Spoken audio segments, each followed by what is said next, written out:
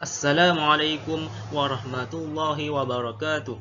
Saya Abdul Fattah Hasbi bin Abdul Aziz daripada kelas 6 Rahman Talib Atas ingin membentangkan konsep ummah dan proses pembentukan ummah. Konsep ummah. Ummah bererti masyarakat atau umat manusia. Perkataan ummah tersebut di dalam Al-Quran sebanyak 40 kali. Setiap orang Islam dikira sebagai satu ummah tanpa mengira bangsa, warna kulit dan sempadan geografi.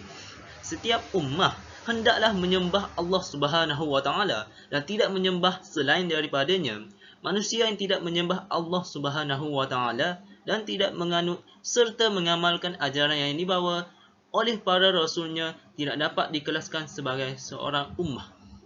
Di Madinah, ummah meliputi orang Islam dan bukan Islam seperti kaum Yahudi dan Nasrani. Konsep ummah ialah masyarakat yang mematuhi undang-undang Islam yang termaktub dalam Piagam Madinah. Selepas hijrah, masyarakat Islam terbahagi kepada dua golongan, iaitu Muhajirin dan Ansar. Kedua-dua golongan ini telah dipersaudarakan untuk membentuk umat Islam yang kuat di Madinah. Proses pembentukan ummah. Proses pertama ialah penerimaan wahyu pertama. Proses pembentukan ummah sebenarnya telah bermula di Mekah lagi, iaitu sejak Nabi Muhammad SAW menerima wahyu pertama pada tahun 610 Masihi. Baginda memulakannya melalui proses dakwah yang berlangsung secara sulit dan terbuka. Dakwah secara sulit ditupukan kepada kaum keluarga dan sahabat terdekat. Hasilnya, beberapa orang individu terkemuka menerima agama Islam. Antaranya ialah Siti Khadijah binti Khuwailid, Abu Bakar As-Siddiq, Uthman bin Affan dan Zubair bin Al-Awwam. Nabi Muhammad SAW dan Arkam bin Abi Arkam menjadikan kediaman mereka sebagai pusat dakwah Islamiyah. Proses kedua ialah perubahan dakwah dari sulit ke terbuka. Selepas 3 tahun berdakwah secara sulit, baginda menerima wahyu daripada Allah Subhanahu wa taala agar berdakwah secara terbuka kepada kaum Quraisy dan penduduk kota Mekah seperti yang terkandung dalam surah Al-Muddathir. Berikutan daripada peristiwa ini, bermulalah penentangan oleh kaum Quraisy Makkah yang dipelopori bapa saudara baginda sendiri, iaitu Abu Lahab dan pengikutnya. Proses ketiga ialah penentangan kaum Quraisy Makkah. Kaum Quraisy Makkah telah melakukan pelbagai bentuk penentangan terhadap dakwah yang disampaikan oleh Nabi Muhammad SAW. Penentangan tersebut pada mulanya dilakukan secara diplomasi dan kemudiannya secara kekerasan. Antara kaedah diplomasi yang digunakan untuk menghalang hasrat baginda membentuk masyarakat Islam yang lebih besar adalah dengan mengejek atau menghina melalui perbuatan dan perkataan. Kaum Quraisy Makkah juga berusaha menggunakan Abu Talib supaya memujuk Nabi Muhammad SAW menghentikan usaha dakwah, namun tindakan tersebut tidak berjaya. Oleh itu, usaha diplomasi terakhir yang dilakukan oleh kaum Quraisy Makkah adalah dengan berunding sendiri dengan Nabi Muhammad SAW. Mereka menawarkan 3 perkara yang menjadi buruan manusia, iaitu wanita, harta dan pangkat. Mereka juga mencadangkan supaya Nabi Muhammad SAW dan mereka bersama-sama menyembah Tuhan masing-masing. Namun, Nabi Muhammad SAW bertegas menolak cadangan tersebut. berdasarkan perintah Allah Subhanahu wa taala dalam surah Al-Kafirun. Setelah gagal melalui diplomasi, kaum Quraisy Makkah bertindak lebih agresif. Mereka menyiksa penganut-penganut Islam seperti Bilal bin Rabah, Ammar bin Yasir dan Khabbab bin Arad. Kaum Quraisy Makkah juga mengisytiharkan pemulawan terhadap kaum keluarga Nabi Muhammad sallallahu alaihi wasallam setelah mendapati pengaruh baginda kian meluas termasuk di Habsyah. Pemulawan ini berlangsung selama 3 tahun. Kemuncak penentangan yang dilakukan oleh kaum Quraisy Makkah ialah mengadakan perancangan untuk membunuh Nabi Muhammad sallallahu alaihi wasallam.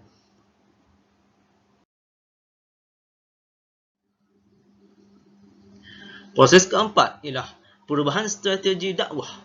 Kegagalan membentuk masyarakat Islam di Makkah menyebabkan baginda mengubah strategi dakwah. Tumpuan baginda beralih kepada rombongan yang datang mengerjakan ibadah haji di kota Makkah. Sebenarnya, usaha ini adalah susulan daripada kegagalan baginda mendapat sokongan daripada penduduk Taif, Bani Taqif yang telah berjaya dihasut oleh kaum Quraisy Makkah. Proses kelima ialah Perjanjian Aqabah. 1. Nabi Muhammad sallallahu alaihi wasallam telah menemui beberapa orang tokoh daerah Yathrib seperti Suwaid bin Samit dan Iyas bin Mu'addah, serta berdakwah kepada mereka agar menerima dan menyebarkan agama Islam. Susulan daripada itu, apabila mengetahui tentang kedatangan rombongan kaum Khazraj, baginda telah menemui mereka berhampiran Bukit Aqabah pada musim haji berikutannya, iaitu pada tahun 621 Masihi. 10 orang daripada kaum Khazraj dan 2 orang daripada kaum Aus datang menemui baginda dan memeterai Perjanjian Aqabah 1. Mereka berikrar akan meninggalkan segala amalan jahiliyah, termasuk penyembahan berhala, membunuh anak perempuan, hasad dengki dan menyakiti jiran. Nabi Muhammad sallallahu alaihi wasallam kemudiannya menghantar Mus'ab bin Umair ke Yathrib untuk mengajar Al-Quran dan seterusnya menyebarkan Islam.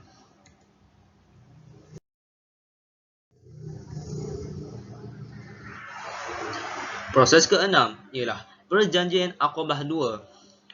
Pada tahun 622 Masihi, seramai 73 orang dari Yathrib datang menemui baginda dan kemudiannya memeterai Perjanjian Aqabah 2. Dalam perjanjian ini, mereka bukan sahaja berjanji untuk menjadikan Islam sebagai pegangan hidup, malah menjemput baginda berhijrah ke Yathrib dan melantik baginda sebagai pemimpin mereka. Perkara paling penting yang dipersetujui ialah mereka sanggup mempertahankan baginda sebagai mereka mempertahankan keselamatan diri dan keluarga mereka sendiri. Berdasarkan keadaan ini serta wujudnya rancangan untuk membunuh baginda oleh kaum Quraisy Makkah, maka Nabi Muhammad sallallahu alaihi wasallam telah melakukan hijrah ke Yathrib pada tahun tersebut. Proses ketujuh ialah Penggubalan Piagam Madinah.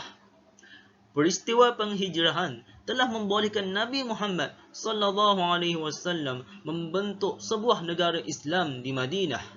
Sebagai pemimpin tertinggi, baginda telah merangka sistem perundangan yang bersumberkan wahyu agar memberikan keadilan kepada semua warga Madinah. Piagam Madinah yang digubal mengandungi 47 fasal yang menyentuh tentang hak orang Islam, hak orang bukan Islam dan hak serta tanggungjawab bersama orang Islam dan bukan Islam. Salah satu fasal penting dalam piagam ini ialah pengenalan konsep ummah yang merujuk kepada warga Madinah dan yang beragama Islam dan bukan beragama Islam wajib hidup dengan saling hormat menghormati dan mengiktiraf kepimpinan Nabi Muhammad sallallahu alaihi wasallam sebagai pemimpin tertinggi negara.